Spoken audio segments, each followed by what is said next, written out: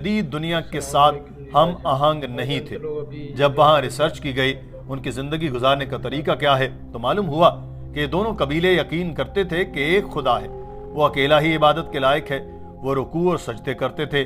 تو یہ سارا کچھ اسلامی تعلیمات کے مطابق تھا، بس اس کا نام اسلام نہیں تھا۔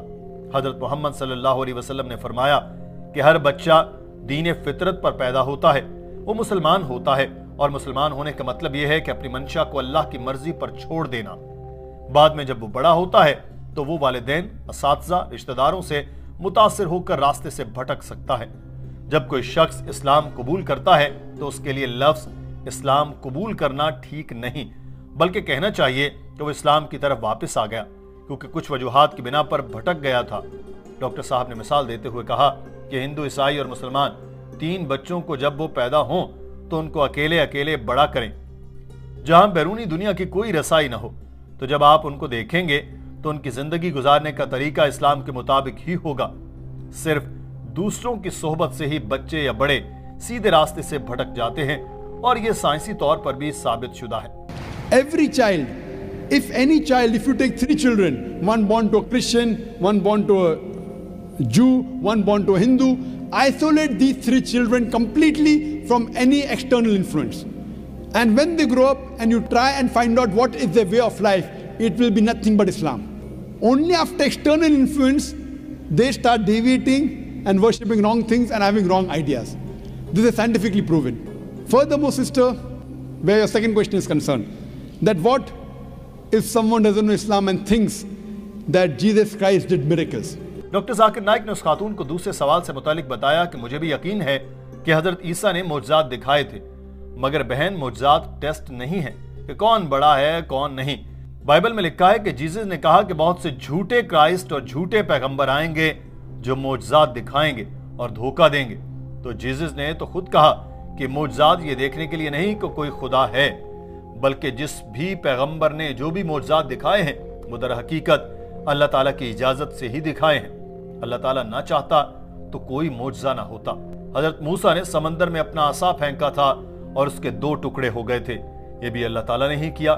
ایسا ہی حضرت محمد صلی اللہ علیہ وسلم سے متعلق ہے، آپ صلی اللہ علیہ وسلم نے چاند کے 2 ٹکڑے کر کے دکھائے، وہ اللہ تعالیٰ کی اجازت سے ہی تھے۔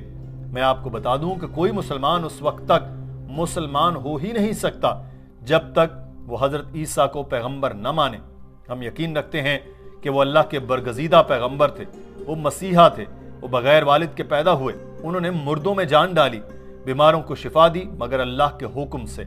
مسلمان اور عیسائی یہاں تک تو ایک ہی پیج پر ہیں، مگر فرق یہ ہے کہ حضرت عیسیٰ کو مسلمان خدا نہیں مانتے، کیونکہ ایسا بائبل میں بھی نہیں لکھا۔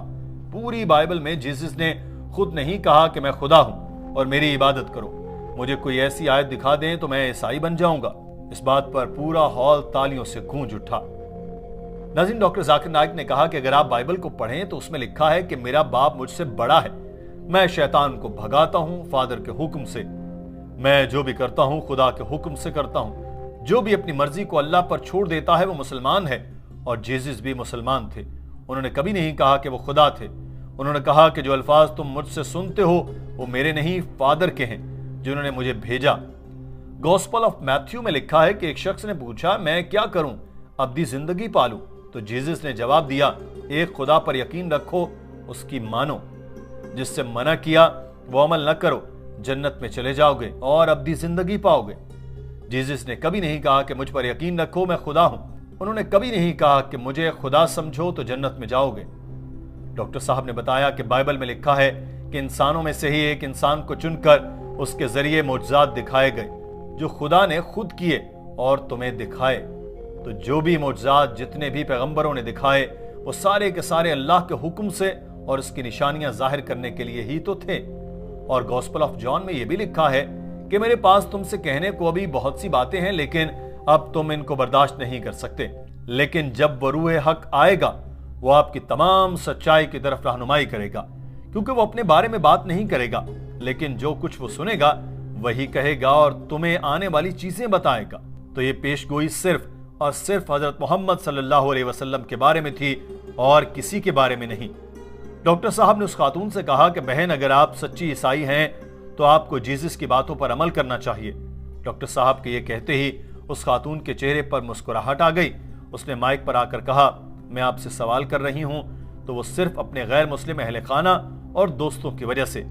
मैं सिर्फ आपसे कहने आई थी कि सुभान अल्लाह और ला इलाहा इल्लल्लाह।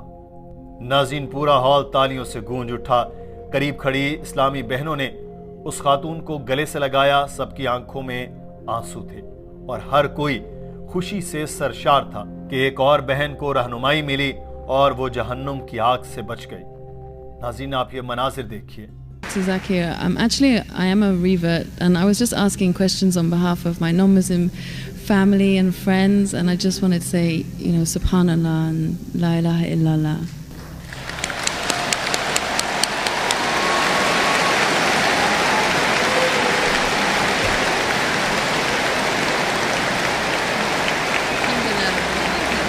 That's why I said you have to say what you have to say.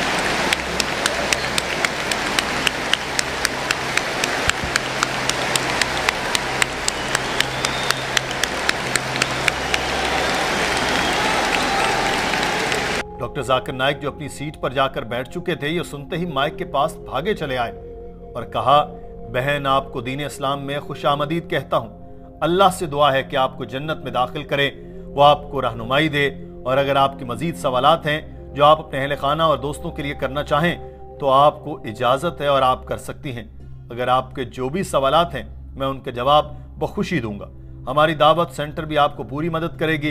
इस खातून ने इशारे से बताया कि इसके और कोई सवाल नहीं। डॉक्टर साहब अपनी सीट पर जाकर बैठे, मगर हॉल में तालियों की गूंज कई मिनट तक बरकरार रही। नाज़रीन, इस खूबसूरत वीडियो के बारे में आपकी राय क्या है? कमेंट सेक्शन में ज़रूर आगाह कीजिएगा। अपना ख्याल रखिए। अल्लाह हाफिज़।